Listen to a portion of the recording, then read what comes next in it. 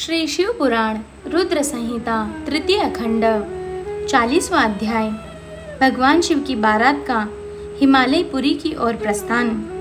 ब्रह्मा जी बोले, हे मुनिश्रेष्ठ नारद, भगवान शिव ने कुछ गणों को वहीं रुकने का आदेश देते हुए नंदीश्वर सहित सभी गणों को हिमालयपुरी चलने की आज्ञा दी। उस समय गणों के स्वामी शंखकर्ण करोड़ों गण साथ लेकर चल दिए। फिर शिव भगवान की आज्ञा पाकर गणेश्वर, शंखकर्ण, केकराक्ष, विकृत, पारिजात, विकृतानंद, दुंदुभ, कपाल, संदारक, कंदुक, कुंडक, विष्टंभ, पिप्पल, सनादक, आवेशन, कुंड, पर्वतक, चंद्रतापन, काल, कालक, महाकाल, अग्निमुख, आदित्य मूर्धा, घनावह, सन्नाह, कुमुद, अमोघ, कोकिल, सुमंत्र, काकपादोतर, संतानक, मधुपिंग, कोकिल, पूर्णभद्र, नील, चतुर्वस्त्र, करण, अहिरोमक, यजाक्ष्व, शतमन्यु, मेघमन्यु, काष्ठागूढ़, विरूपाक्ष, सुकेश, वृषभ, सनातन, तालकेतु, षण्मुख,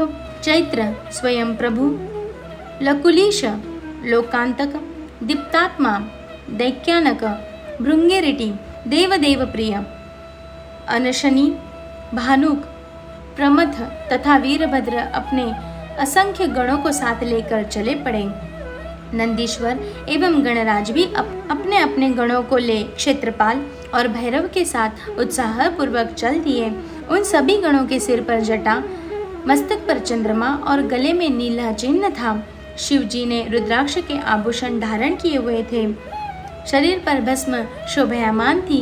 सभी गणों ने हार, कुंडल, केयूर तथा मुकुट पहने हुए थे।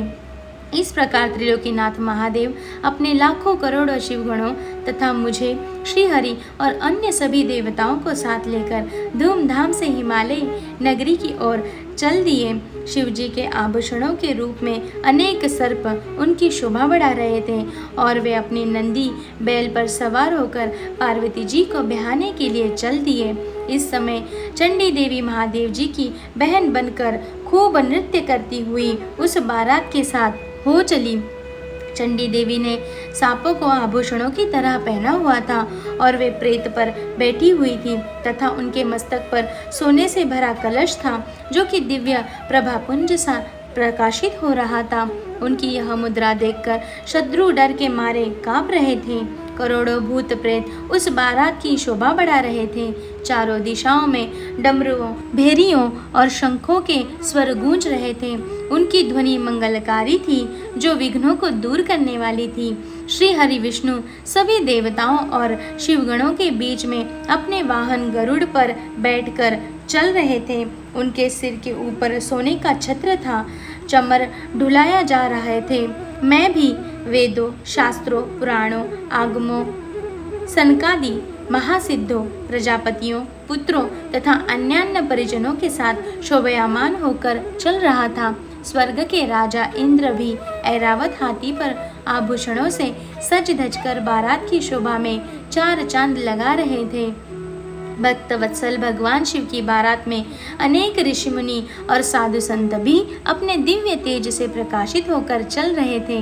देवाधिदेव महादेव जी का शुभ विवाह देखने के लिए शाकिनी, यातुधान, बेताल, ब्रह्म, राक्षस, भूत, प्रेत, पिशाच, प्रथम आदिगण, तुम्बुरु, नारद, हाहा और हूँ आदि श्रेष्ठ गंधर्व तथा किन्नर भी प्रसन्न मन से नाचते गाते उनके साथ हो लिए। इस विवाह में शामिल होने में स्त्रियां भी पीछे नहीं थी। सभी जगन माताएं, देव कन्याएं, गायत्री, सावित्री, लक्ष्मी और सभी देवांगनाएं और देव पत्नियां तथा देव माताएं भी खुशी खुशी शंकर जी के विवाह में सम्मिलित होने के लिए बारात के साथ हो ली।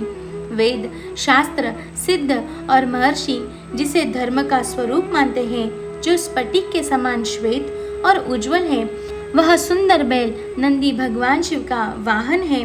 शिव जी मंदिर पर आरूढ़ होकर उसकी शोभा बढ़ाते हैं। भगवान शिव की यह छवि बड़ी मनोहर थी। वे सज धज कर समस्त देवताओं, ऋषि मुनियों, शिवगणों, भूत प्रेतों, माताओं के सानिध्य में अपनी विशाल बारात के साथ अपनी प्राण वल्लभा देवी पार्वती का पाणी ग्रहण करने के लिए सानंद होकर अपने ससुर गिरिराज हिमालय की नगरी की ओर पग बढ़ा रहे थे। वे सब मदमस्त होकर नाचते गाते हुए हिमालय की भवन की तरफ आगे बढ़ रहे थे। हिमालय की तरफ बढ़ते समय उनके ऊपर आकाश से पुष्पों की वर्षा हो रही थी। बारात का वह दृश्य बहुत ही मनोहरी लग रहा था।